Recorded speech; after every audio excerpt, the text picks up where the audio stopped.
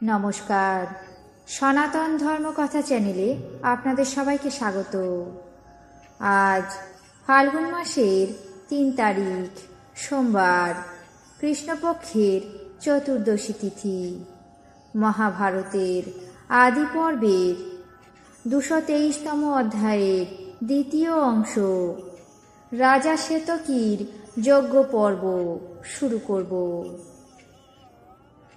নারায়ণং নমস্কৃত্য নরং চৈব নরোত্তমং দেবীং সরস্বতীং ব্যাসাং ততো জয়মুদীরয়েৎ।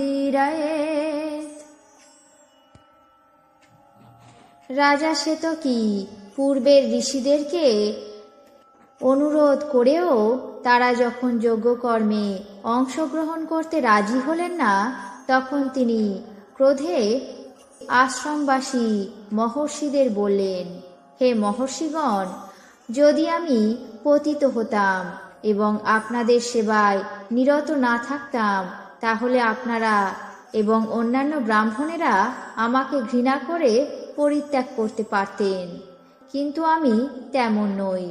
অতএব আমার যজ্ঞ অনুষ্ঠানে ব্যাঘাত বা সঠিক সময়ে আমাকে পরিত্যাগ করা আপনাদের কিন্তু বিধেয় নয়। এখন আমি আপনাদের শরণাপন্ন হয়েছি, দয়া করে প্রসন্ন হন। সান্ত্বনা বাক্য, দান, যথার্থ সন্তুষ্টির মাধ্যমে আপনাদেরকে প্রসন্ন করে যা কর্তব্য আমি সমস্তই নিবেদন করব। অথবা যদি বিদ্বেষবশত আপনারা আমাকে পরিত্যাগ করেন, তাহলে আমি যাজন কার্য সমাপ্ত করার জন্য অন্যান্য ঋত্বিকগণের কাছে যাব। মহারাজ শ্বেতকী এই কথা বলে মৌন হলেন।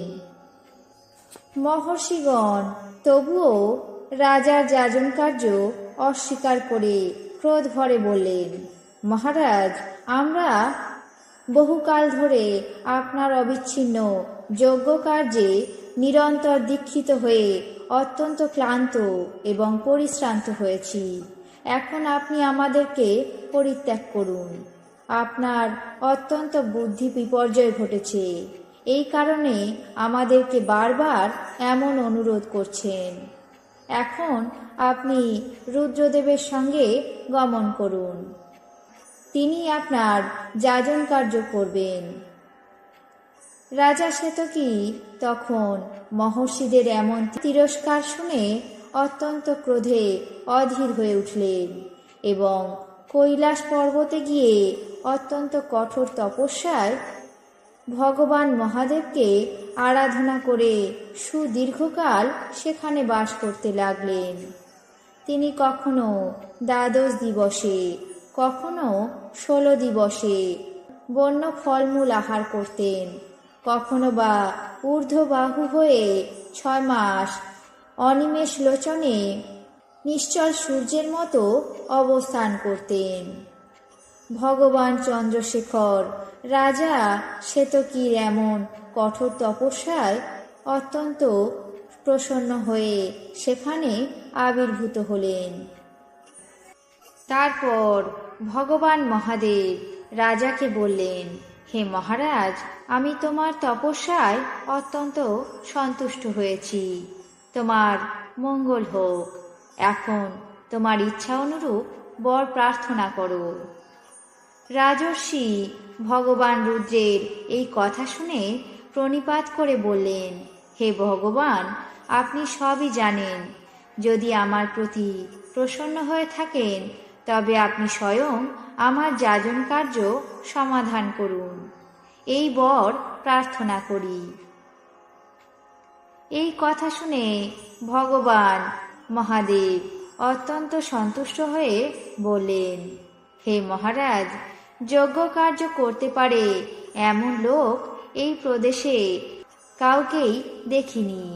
তুমি আমার কাছে বর প্রার্থী হয়ে অত্যন্ত কঠোর তপস্যা করেছ, কিন্তু আমার সঙ্গে তোমার একটি নিয়ম সংস্থাপন করতে হবে।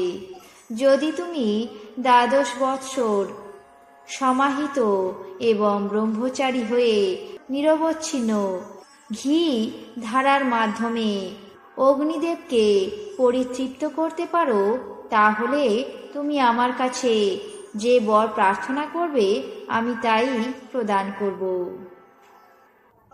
রাজা ভগবান রুদ্রের দ্বারা এমন আদেশ পেয়ে 12 বৎসর ব্রহ্মচর্যের অনুষ্ঠান করলেন। তারপর 12 বর্ষ সম্পূর্ণ হলে তিনি পুনরায় ভগবান মহাদেবের কাছে উপস্থিত হলেন। ভগবান মহাদেব রাজাকে দেখে অত্যন্ত প্রীত মনে বললেন, হে মহারাজ, আমার আজ্ঞা তুমি পালন করেছ বলে আমি অত্যন্ত সন্তুষ্ট হয়েছি। কিন্তু যাজন কার্যে দীক্ষিত হওয়া ব্রাহ্মণদেরই বিধেয়। এই কারণে আমি স্বয়ং তোমার যাজন কার্য করতে পারবো না। এই ভূমণ্ডলে দুর্বাসা নামে এক মহর্ষি আছেন। তিনি অত্যন্ত সুবিখ্যাত এবং আমারই অংশভূত। তিনি তোমার যাজন কার্য সম্পন্ন করবেন। এখন তুমি নিজের নগরে ফিরে গিয়ে যজ্ঞীয় দ্রব্য সামগ্রী সবকিছু আহরণ করো। রাজা শ্বেতকী ভগবান মহাদেবের এমন আদেশ অনুসারে নিজের নগরে ফিরে গিয়ে যজ্ঞীয় দ্রব্যজাত বস্তু সব আহরণ করলেন। আজ মহাভারতের আদি পর্বের 223তম অধ্যায়ের দ্বিতীয় অংশ, রাজা শ্বেতকীর যজ্ঞ পর্ব এখানেই শেষ করছি। বাকি অংশ আগামী পর্বে পাঠ করে শোনাব। এখন জেনে নেব আজকের দিনের 12টি রাশির রাশিফল। মেষ, রত্ন আদি লাভ। বৃষ, সমস্যার সমাধান। মিথুন, গৌরব বৃদ্ধি।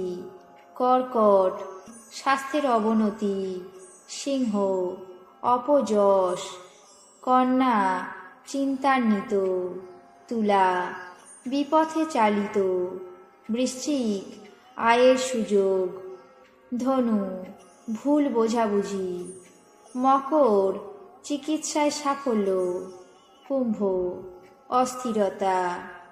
মীন, প্রণয় আসক্তি। এই ছিল আজকের দিনের 12টি রাশির রাশিফল।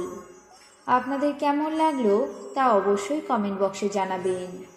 চ্যানেলটিকে সাবস্ক্রাইব করবেন, লাইক করবেন, শেয়ার করবেন। ধন্যবাদ।